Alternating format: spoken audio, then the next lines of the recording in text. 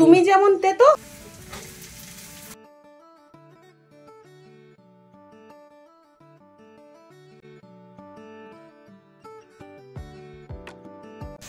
আজকে আমি ঘুম থেকে ওঠার আগে মন্ডলবাবু নিম পাতা পেরে বালতিতে ভিজিয়ে রেখেছে।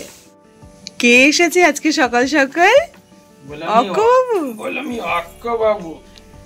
আজকে সকাল সকাল অক্কবাবু একদম ফিট বাবু হয়ে চলে এসেছে আর জেঠুর সাথে খেলু খেলু করছে অনেকক্ষণ থেকে। জেম্মাও গা ধুয়ে চলে এসেছে।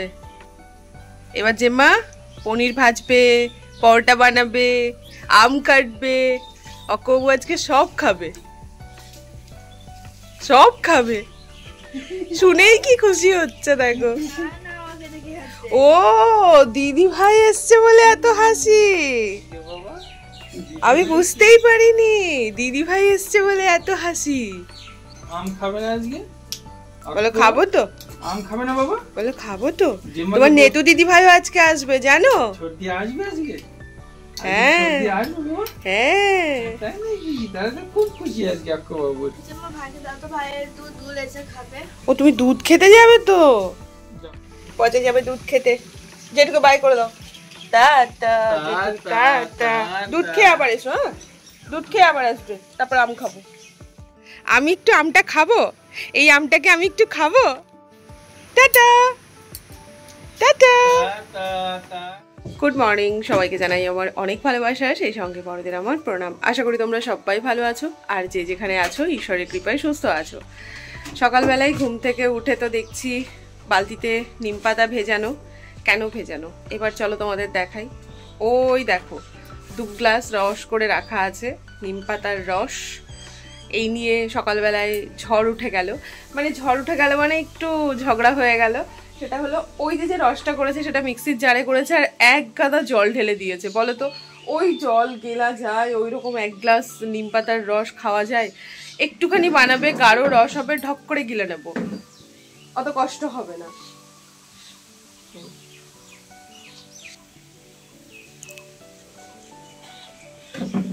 কি হলো? পুরোটা খাও। নিচে পাতার গোড়ো দিবে, সেই জন্যই পাতলা সেকেন্ডে দিয়ে সেকে দিয়েছিলাম, তাহলে পাতার গুঁড়ো গুলি আসতো। এখনো মেজাজ হাই আছে গো। না না, এত কষ্ট করে তুমি বানিয়েছো, আমার যত কষ্টই হোক আমি খাবো। ওদিকে কিছু জামা কাপড় ধুয়েছি, সেগুলো এখনো মেলিনি, ওখানেই রাখা আছে। খেতে কিছু ঘুম হয়ে যেত, তো সেটা খেতে লাগবে। খাবো বললাম তো।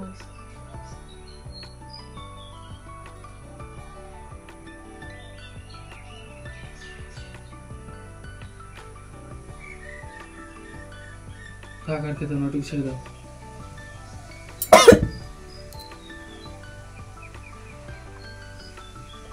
ওরে বাপরে, আমার তো লঙ্কার মতো ঝাল। তুমি যেমন তেতো, তোমার এই তেতো সেই রকমই তেতো। ছোটবেলায় আমি নিম পাতা অনেক খেয়েছি, এইরকম তেতো লাগেনি। নিম পাতার রস বানানো নিয়ে এক পশলা ঝড় উঠে গেল।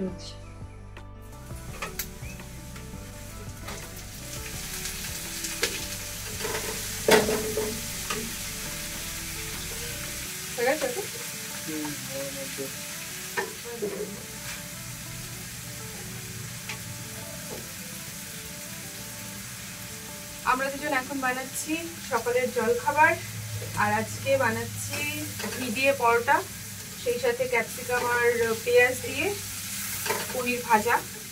আজকে সকাল থেকে ওর মুডটা খারাপ, ওই যে তেতো বানানো নিয়ে শুরু হয়েছিল দুজনের। আমি বলছি অত জল দিও না, আর ও গিয়ে সেই অনেকটা জল দিয়ে দিয়েছে।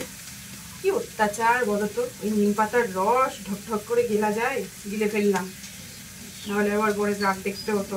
থাক, ও তো খুশি হলো। আমি বলেছিলাম অল্প একটু করো যাতে খেতে সুবিধা হয়। পেঁয়াজ ক্যাপসিকামটা ভাজা হয়ে গেছে, আজকে আর টমেটো দিলাম না। আর এবার পনিরটা ঢেলে দিই।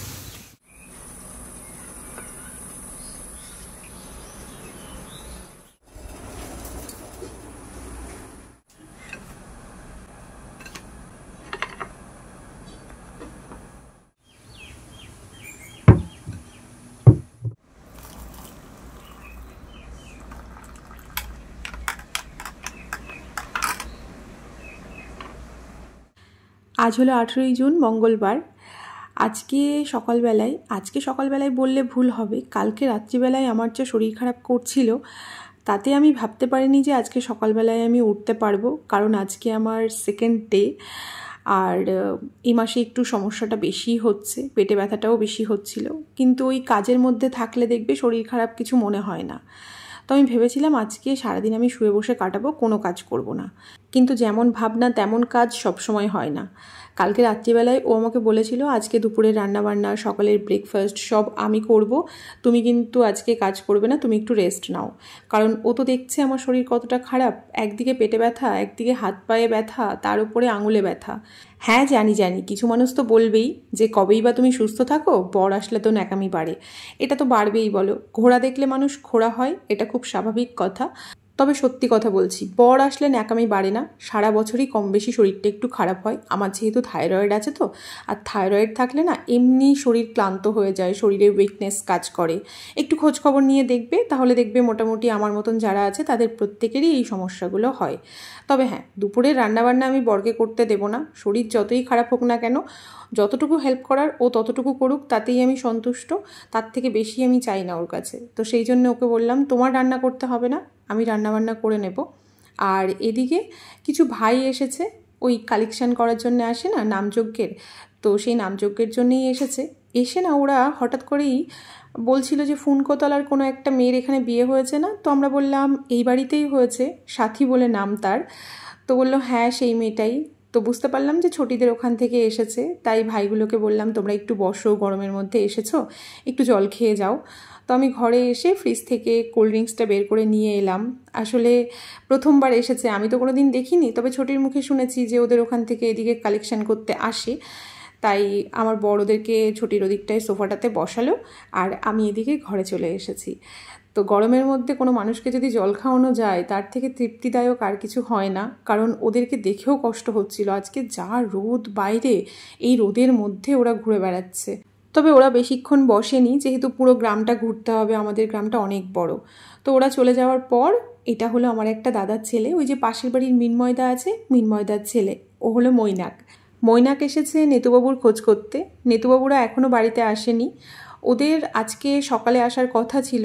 আমি কালকে ওর মাকে বলেছিলাম যে আজকে সকালের দিকে হয়তো আমরা বহরমপুরে চলে যাব। তো আজকে আমরা চলেও যেতাম, যেহেতু আমার শরীরটা খারাপ তাই আজকে আর গেলাম না, কালকে যাব হয়তো। এদিকে মৈনাককে বললাম বাবা একটা আইসক্রিম খাও, ও কিছুতেই আইসক্রিম নিল না, কারণ ওর এখন খেলতে যাওয়ার মন। মৈনাক তো আইসক্রিম না খেয়ে চলে গেল, তবে মৈনাকের দাদা খাবে। হ্যাঁ গো, ও সম্পর্কে আমার ভাইপো হয়, কিন্তু মণ্ডলবাবুর ভাই হয়। আমাদের দুজনার সম্পর্কগুলো না ঠিক এইরকম জগা খিচুড়ি, আর আমরা এইভাবেই চলছি আর কি। তো এইদিকে দেখছি মেজো কাকা এসেছিল কাকিমার খোঁজ করতে। আমি কাকাকে বললাম কাকা একটা আইসক্রিম খাবে? তো কাকা বলছিল কিনেছো? আমি বললাম না আমি নিজে বানিয়েছি, তবে খাওয়ার পর ওই নিচে যেটা আছে ওটা ফেলে দিও না, ওটা আবার আমাকে দিয়ে যেও। তো কাকা বললো ঠিক আছে দিয়ে যাব। তোমাদের মনে আছে সেদিন হাট থেকেও পাঙাশ মাছ আর কাতলা মাছ এনেছিল, তো সেই কাতলা মাছটাই ফ্রিজে ছিল। তো মাছগুলো ভাজা হয়ে গেছে, আজকে ভাবছি একটু আলু দিয়ে মাছের ঝোল করব। ওকে বললাম একটুখানি আদা ছাড়িয়ে দিতে, ও এখন আদাটা আমাকে একটু ছাড়িয়ে দিচ্ছে।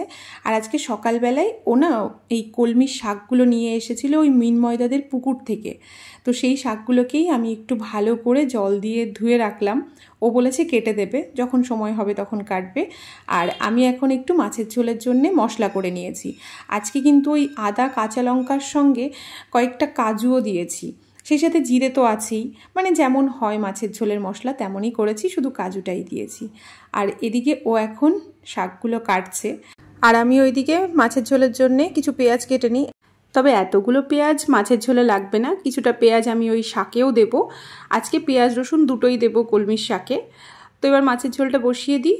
তো তেলের উপরে শুকনো লঙ্কা আর তেজপাতা দিয়ে একটুখানি চিনি দিচ্ছি। আমি সাধারণত চিনি সব তরকারিতে ব্যবহার করি না, তবে আজকে একটু দিলাম। তারপরে দিয়ে দিলাম গোটা জিরে আর গোটা গরম মশলা, তারপর পেঁয়াজ দিয়ে পেঁয়াজটাকে ভালো করে একটু ভেজে নিয়ে এবার যে মশলাটা করেছিলাম আদা জিরে কাঁচা লঙ্কা আর কাজু বাটা, সেটাই দিয়ে দিলাম। ওদিকে মণ্ডলবাবুর শাক কাটা হয়ে গেছে, শাকটা আমাকে দিয়ে দিয়েছে। শাকটাকে রেখে আমি ফ্রিজ থেকে একটা আইসক্রিম বের করে আনলাম। না এটা আমার হাতে বানানো নয়, এটা আমি যেদিন নাজিরপুরে গেছিলাম সেদিন একটা মেট্রোর আইসক্রিম কিনে এনে রেখেছিলাম। একটা নয় 3টে এনেছিলাম, তার মধ্যে একটা বের করে নিয়ে এসেছি। এটা ওই নলেন গুড়ের ফ্লেভার যেটা হয় না, সেটা খাচ্ছি। তো খেতে কিন্তু বেশ ভালো লেগেছে। আমি আগে কখনো টেস্ট করিনি, আজকে প্রথম টেস্ট করলাম।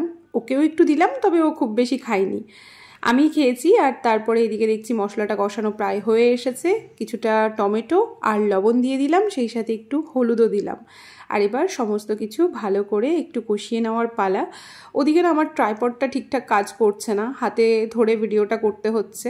তো সেই জন্য ওকে বললাম একটুখানি ট্রাইপডটা ঠিক করে দাও না, দেখো না কি হয়েছে।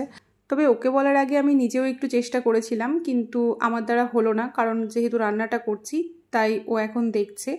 আর আমার যে কী পরিমাণে ট্রাইপড খারাপ হয় সে কথা আর কি বলবো তোমাদের। এই ভিডিও করার পর থেকে আমি যে কত ট্রাইপড কিনেছি আর কত ট্রাইপড যে আমার খারাপ হয়েছে।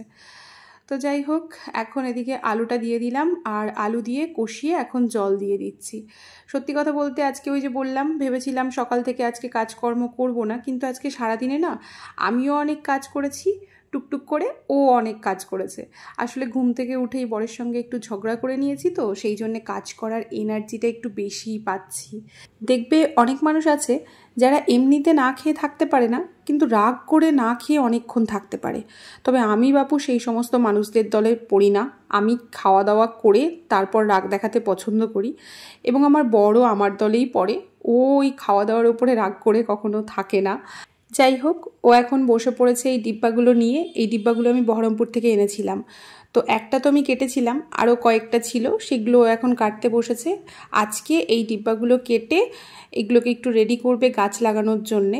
তো সেই জন্যেই ও কাটতে বসেছে। ও ভেবেছিল এবার এসে কিছু টব কিনবে, তবে টব পাইনি, যার জন্যে আমি বললাম তাহলে এগুলো যখন আছে এগুলো একটু কেটে দাও, তাহলে এগুলোতে কিছু না কিছু অন্তত লাগানো যাবে। তো সেই জন্যেই ও এখন কাটতে বসেছে। আর আমি ওইদিকে শাকটা একটু বসিয়ে দিই, তার জন্যে তেল দিয়ে তেলের উপরে দিয়ে দিলাম কিছুটা রসুন। আর এদিকে মাছের ঝোলটাও ফুটতে আরম্ভ করেছে। এবার মাছগুলো দিয়ে দিলাম। রসুনটা হালকা লাল হয়ে এলে কিছুটা পেঁয়াজ দিয়ে দিলাম, সেই সাথে নেড়ে চেড়ে কয়েকটা কাঁচা লঙ্কাও দিয়ে দিলাম। কাঁচা লঙ্কাটা একটু ভেজে যে শাকটা কেটে রেখেছিলাম সেই শাকটা দিয়ে দিচ্ছি। আমি শাক শুধু রসুন দিয়েই করি, সেই সাথে একটুখানি রাঁধুনি ফোড়ন দিই। তবে আজকে রাঁধুনি ফোড়নটা দিতে ভুলে গেছিলাম, তাই মাঝখানে একটু ফাঁকা করে অল্প একটু রাঁধুনি মাঝখানে দিয়ে দিচ্ছি। আর এবার নুন হলুদ দিয়ে শাকটাকে একটু ভেজে নেব। আর ওইদিকে গ্যাসে একটা লোহার শিক গরম করছে, ওই ডিব্বার নিচে একটু ছিদ্র করবে। মাছের ঝোলটা হয়ে গেছে, সবশেষে একটুখানি গরম মশলা দিয়ে দিলাম। আর এবার মাছের ঝোলটা নেড়ে চেড়ে একটা বাটিতে নামিয়ে নিলাম। তরকারি তো রান্না হয়ে গেছে, তবে আজকে দুপুরে আর ভাত করছি না, কারণ আজকে দুপুরে ও বলছে ভাত খাবে না। সকালে পরোটা খাওয়ার পরেই ও আমাকে বলেছিল একবারে রাতে ভাত খাবো। আজকে সকালের খাবারটা খেতেও আমাদের একটু দেরি হয়েছিল, যেহেতু আমি ঘুম থেকে একটু দেরি করেই উঠেছিলাম। তবে একেবারে কিছু খাবো না এমন নয়, ঘরে আম ছিল, আম কেটে নিয়েছি ছোট ছোট করে, আর টক দই মিশিয়ে দিয়েছি। এখন এই আম দই দুজনা খাবো। তো আমি খানিকটা বাটিতে তুলে নিয়েছি, আর এবার ওকে এই বাটিটা ধরে দিই। আমি অল্প নিয়েছি আর ওকে একটু বেশি দিয়েছি, সেটাই ও খানিকক্ষণ একটু তাকিয়ে দেখলো। তবে এখন আর কিছু বললো না, কারণ সকালবেলায় খাওয়া নিয়ে যেহেতু দুজনের মধ্যে একটু বচসা হয়েছে। খাওয়া দাওয়া সেরে ও আবার লেগে পড়েছে ওর কাজে। এই বস্তাতে মাটি, গোবর সার, ছাই একসঙ্গে মেশানো ছিল, তো সেগুলোই ও এখন এই ডিব্বাগুলোতে ভরছে। আর আমিও এইদিকে ঘরে এসে আমার কাজ শুরু করেছি। বেশ কিছু জামাকাপড় ছিল কালকেরে, ভাঁজ করতে পারিনি, তো সেগুলোই একটু ভাঁজ করে জায়গা মতো রাখি। আর তোমাদের তো বারবার বলি এই কাজটা আমার কাছে সবথেকে বিরক্তিকর, কিন্তু কিছু করার নেই, করতে তো হবেই। জামা কাপড়গুলো ভাঁজ করে একটু জায়গা মতো রেখে সেই কার্টুন দুটো কিনে এনেছিলাম না, সেই দুটো কার্টুন নিয়ে এখন বসেছি ওয়ার্ড্রবের ভেতরে যে জিনিসপত্রগুলো আছে সেগুলোকে একটু গুছিয়ে রাখবো বলে। তবে তোমরা অনেকেই আমাকে মানা করেছো কার্টুনে জিনিসপত্রগুলো রাখতে, আরশোলার উৎপাত বাড়বে এমনটাই তোমরা বলেছো, কিন্তু তোমরা বলার আগেই না আমি কাজটা করে ফেলেছি। তবে আমিও না ভেবেছি যে ওই রকম একটা বড় বক্স কিনে নেব প্লাস্টিকের, তাহলে বারবার এই সমস্যাটা হবে না। আর একটা জায়গায় জিনিসপত্রগুলো গুছিয়ে রাখলে না নিজেরও বেশ সুবিধা হয়, আর এমনিতে যদি রাখা হয় না তাহলে এলোমেলো হয়ে যায়। তবে কার্টুনটা কিনতে যাওয়ার আগে আমি অনলাইনে একটু চেকও করেছিলাম, কিন্তু পছন্দসই পেলাম না জানো। যদি কখনো পছন্দসই পাই তাহলে অবশ্যই নেব।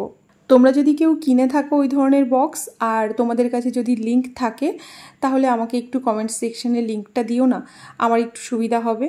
আমার না একটাই কার্টুনের দরকার ছিল, এই ছোট কার্টুনটা। আমি যে মুদি দোকান থেকে বাজার করি ওই কাকা আমাকে এমনিই দিয়েছিলেন। তো আমি ভেবেছিলাম হয়তো এটা ছোট হয়ে যাবে, তো সেই জন্যে ওই বড় কার্টুনটা আমি আবার পরে একটা দোকান থেকে কিনে এনেছি। কিন্তু বড় কার্টুনটা না উপরে ঢুকলো না, তো সেই জন্যে ছোটো কার্টুনেই জিনিসপত্রগুলো রাখতে শুরু করলাম। আর দেখছি ছোটো কার্টুনেই না সমস্ত জিনিসপত্রগুলো এসেও গেছে। আর বড় কার্টুনটাতে নিচে কিছু জিনিসপত্র ছিল, সেগুলোই একটু রেখে দিলাম। আজকে সকালে যে দুধটা নিয়েছি সেটা কিন্তু আমি অনেকক্ষণ আগেই গরম বসিয়েছি। আজ আবার একটু দই বসাবো, তবে দুধটাকে শুকিয়ে ক্ষীর বানিয়ে তারপর দই করব। এভাবে আজকে প্রথম করব, তবে তাতে অনেক সময় লাগবে। এদিকে আমি আবার ছাদে চলে এসেছি, কারণ ও ছাদে এসে আবার এখানকার কাজকর্ম শুরু করেছে। তোমরা তো কিছু মানুষ ভাবো অমৃতার বর বাড়িতে আসলে অমৃতা শুধু ওর বরকে দিয়ে কাজই করায়, কিন্তু বিশ্বাস করো ওকে আমি মানা করে পারি না। আমি ওকে রেস্টই করতে বলি। আবার আমি যদি ওকে কাজ করতে মানা করি তাহলে আবার তোমরা বলবে বরকে নিয়ে অত্যাধিক ন্যাকামি করি। সেদিন ওকে ট্যাঙ্কি পরিষ্কার করতে দেখে অনেকেই অনেক রকম মন্তব্য করেছো। কেউ বলেছো বরকে দিয়ে কেন ট্যাঙ্কি পরিষ্কার করাচ্ছি, আমার তো অনেক টাকা আছে, কেন 100 টাকা দিয়ে একটা লোক দিয়ে কাজ করাচ্ছি না। 100 টাকা তো ছাড়ো, আমি যদি কোনো লোককে 500 টাকাও দিই সেও হয়তো আমার ট্যাঙ্কি পরিষ্কার করে দিতে আসবে না।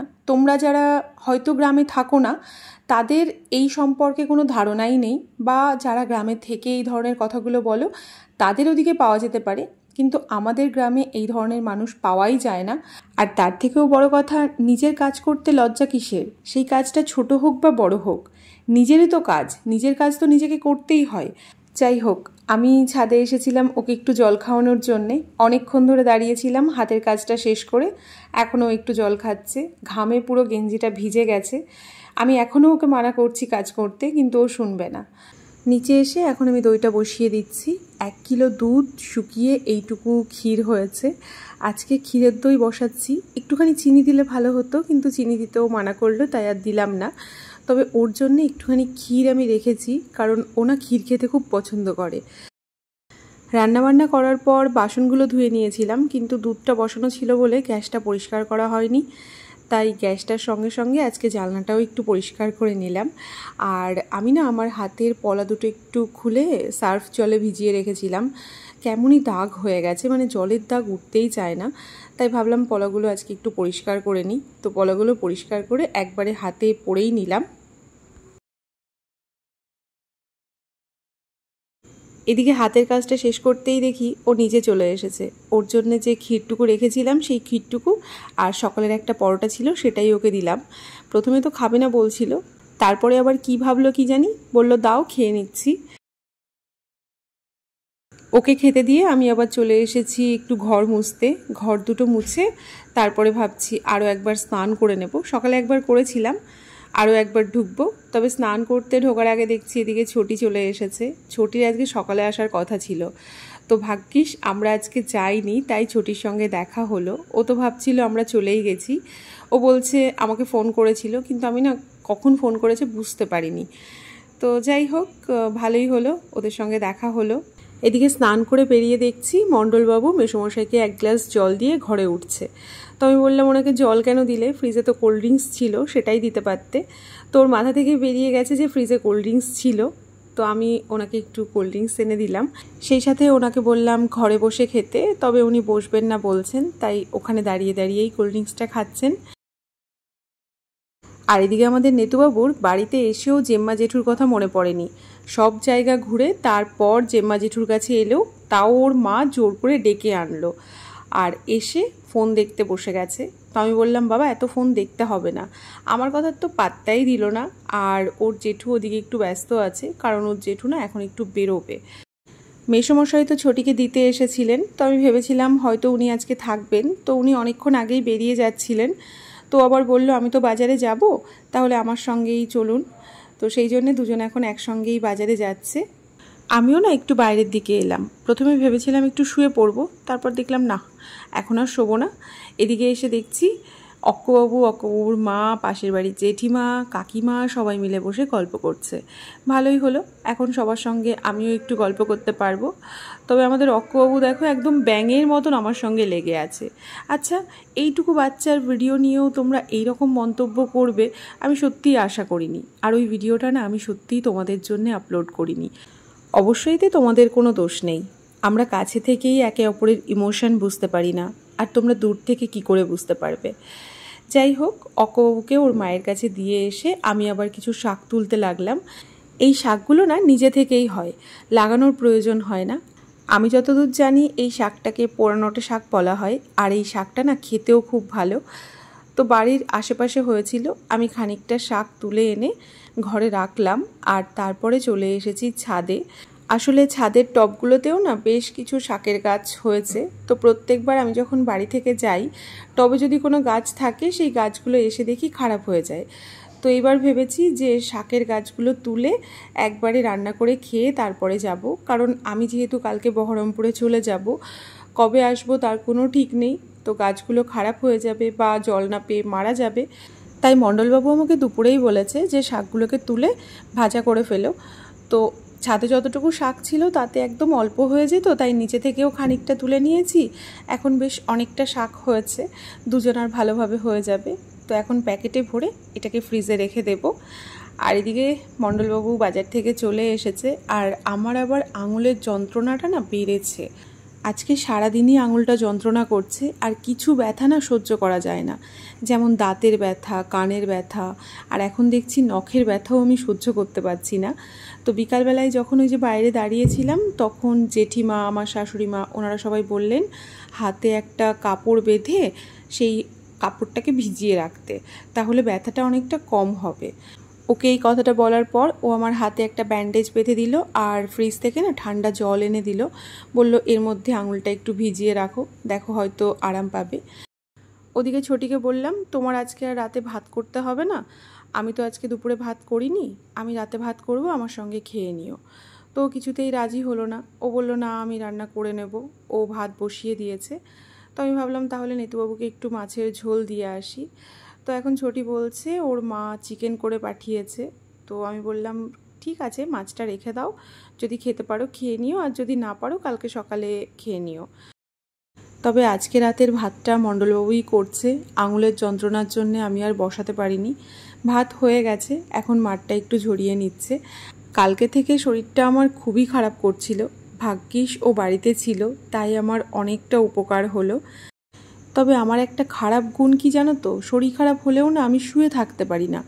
শুয়ে থাকলে সবাই অন্তত বুঝতে পারবে যে আমার শরীর খারাপ হয়েছে, আর আমি যেহেতু শুয়ে থাকতে পারি না, তাই আমার শরীর খারাপ হলেও না কেউ বুঝতেই পারে না যে আমার শরীর খারাপ করছে।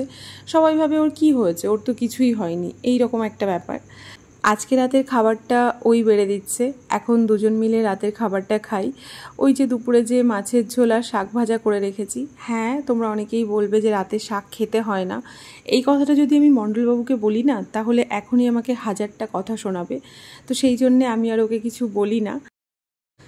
তবে খাওয়া দাওয়া করার পর বাসনটা আমি ওকে ধুতে দিইনি, আমি বললাম আমি আস্তে আস্তে ধুয়ে ফেলতে পারবো। আর আজকে না ওর শরীরটাও একটু ক্লান্ত লাগছে। তবে এদিকে নেতুবাবু বায়না করেছে যে ওর জেঠুর কাছে খাবে। ওর মা ওকে কতবার বলল আজকে আমি খাইয়ে দিই, কালকে জেঠুর কাছে খেয়েও, কিছুতেই শুনলো না মেয়ে, জেঠুর কাছেই খাবে।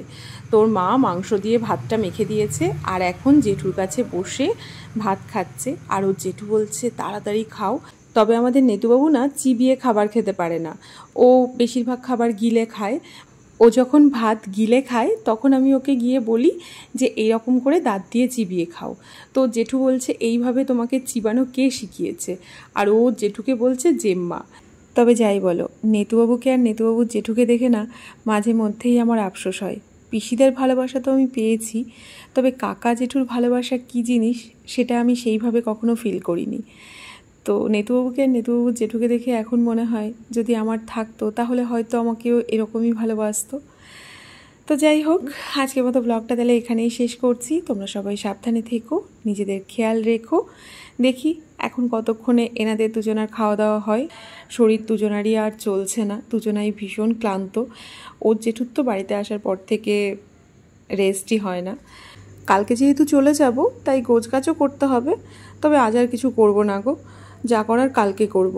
আপাতত টাটা।